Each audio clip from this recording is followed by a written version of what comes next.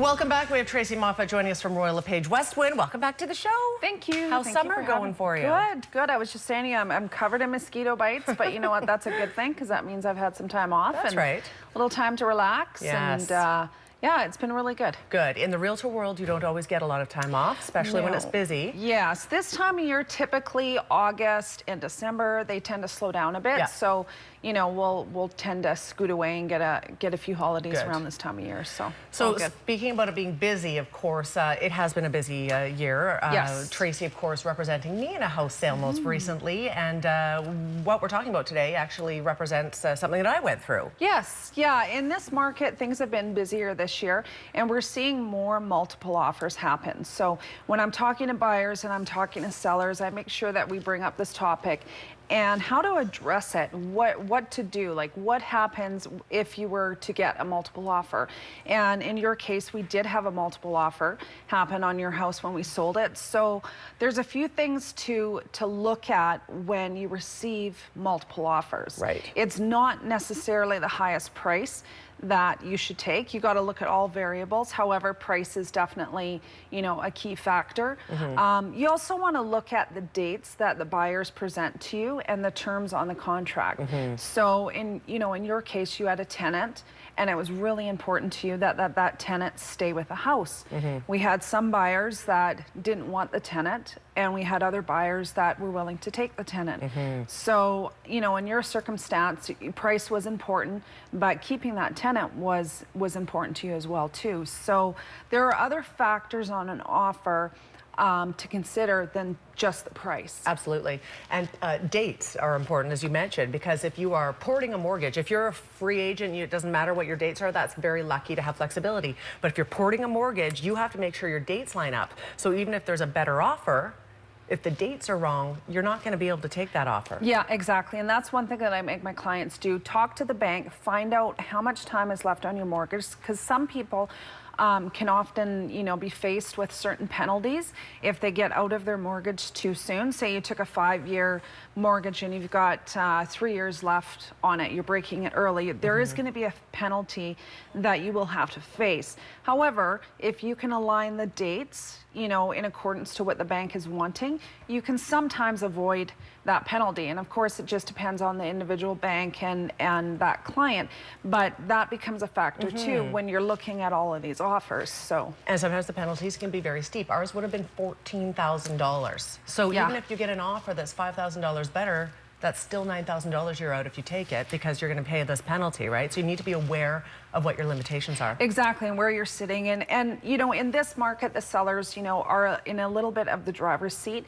You can kind of pick and choose. When you do choose an offer that works for you, whether it's the price, the dates, the time that the subjects come off, whatever it may be, make sure you have a backup offer. So you can look at those other offers that didn't sort of make the cut, maybe go to one of those offers and say, hey, listen, we do have an accepted offer. Would you be interested in being a backup offer in case something happens with that first offer? Absolutely. Just because you have multiple offers doesn't necessarily mean that they're going to stick.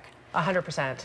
Now, let's talk about being the buyer. Pick me, pick me, pick me. What do you do if you are in a situation where you love a house, but you found out so do a few other people? Yeah, how do you handle that? There's a few things that you can, tips that you can do to make your offer a little more appealing.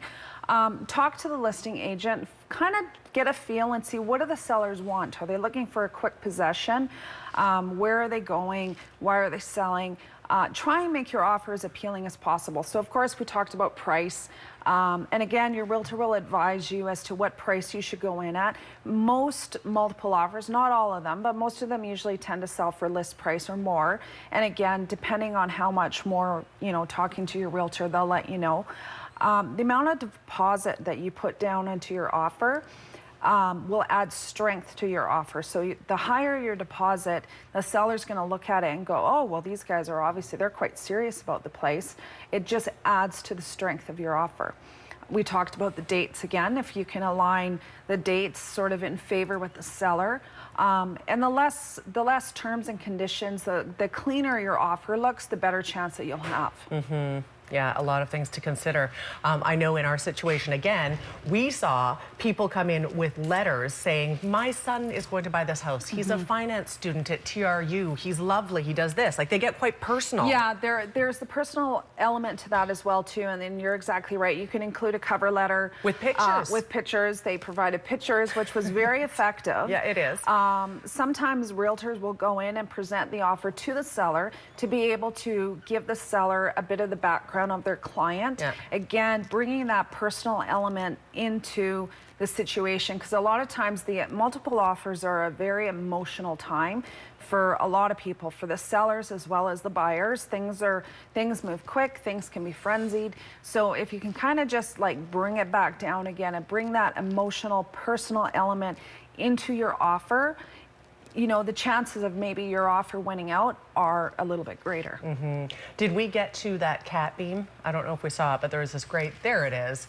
After the buyer makes a decision on a house and you find out it has multiple, yes, it does feel like that. And that happens a lot of times too. You know, you may think that you're the only buyer, you go, you write an offer, and then all of a sudden the realtor calls and says, okay, it's not just us. In this market, the sellers, if they find that there's somebody else, you know, possibly interested, they will wait. They tend to hold back a bit to see if they can kind of create a multiple offer.